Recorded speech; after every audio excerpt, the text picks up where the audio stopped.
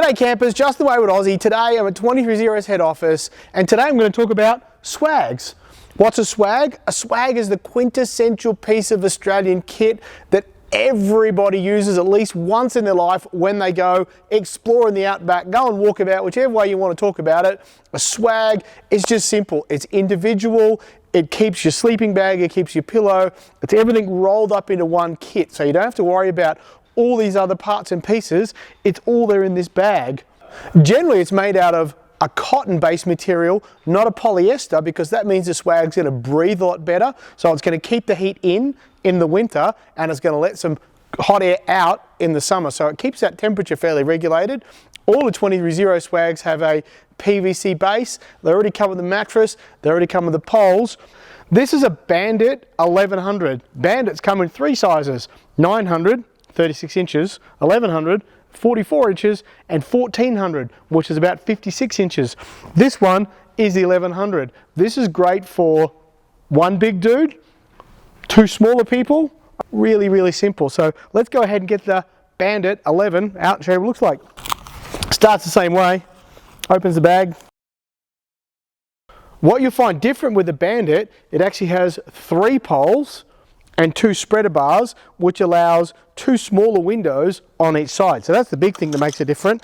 But what that means is you've got 2 spreader bars, poles, guy ropes, and there's 3. So again, they all just pop together.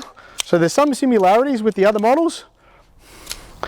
But what we're going to do is we're going to check out which ones live where, because you'll find that they are 3 different sizes, because they go at the top and the bottom and the middle. Okay, so that's the 3 different poles, and you'll see they are a little bit different size. You'll notice on one it's got a mark on it, actually says foot, which means it goes at the bottom of the swag. And the other 2 are pretty close in size. So it's shorter at one end than it is across the middle. So this part's the same. We're going to roll the swag out and we're going to figure out which end is what. So the way you're going to know is the foot end doesn't have the zippered screen. So this is the foot end. This has a screen in it, but it doesn't allow you to zip out to crawl out. On the head end, which is at this end, you can actually pop through the doorway. So that's how you're going to know. The flap's on the outside and the screen has a zipper on it. So now we know which way is what. We're going to start with the foot end. We pop those in the guide rings at the bottom of the swag, like so, and then work your way up. Clip, clip, clip. So that's the bottom one. Next 2 are about the same size, so that's pretty easy. Feed that through the middle.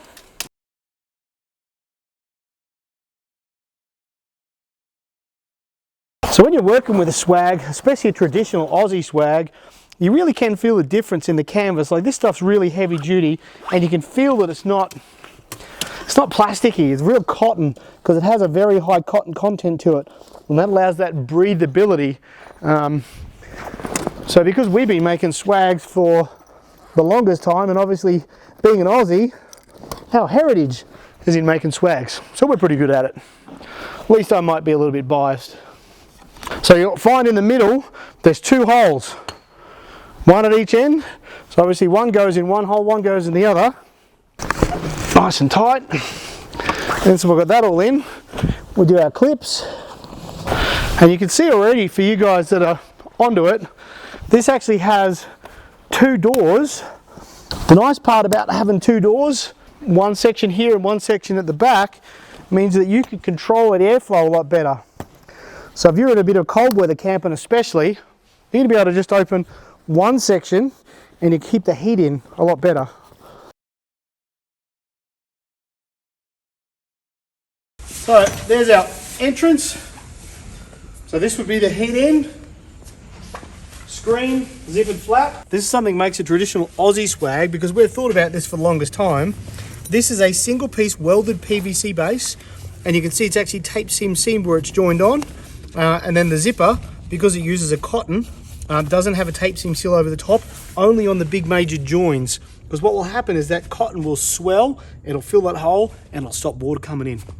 But you've got another one down the back here, that if you want to open both, there you go. You've got two big sections, and that's on both sides. So you've got two big doors. This is the Bandit 1100, so again, a little bit wider. Stake him out a little bit further. You got that section there for your head.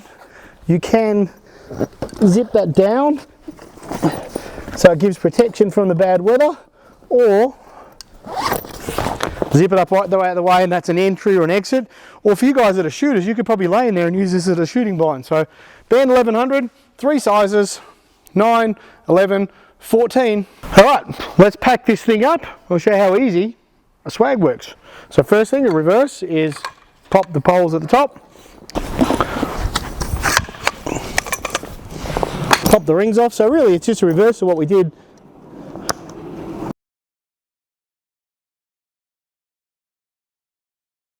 Now you'll see that we've got our straps already waiting for us underneath. Double D's on the edges. So you guys ready for a pro tip again? Underneath, through the ring, back through itself, and then pull the hoop to tighten it up. And that means when it comes time to undo the swag, it's undone. Now, here's the biggest tip that I can give you for using a swag and getting a swag back in a bag. Put the bag on the swag, not the swag in the bag. Watch, I'll show you. When you roll it over, would you look at that? All the zippers, all handy, and we are ready to chuck that on the back of the truck, head home.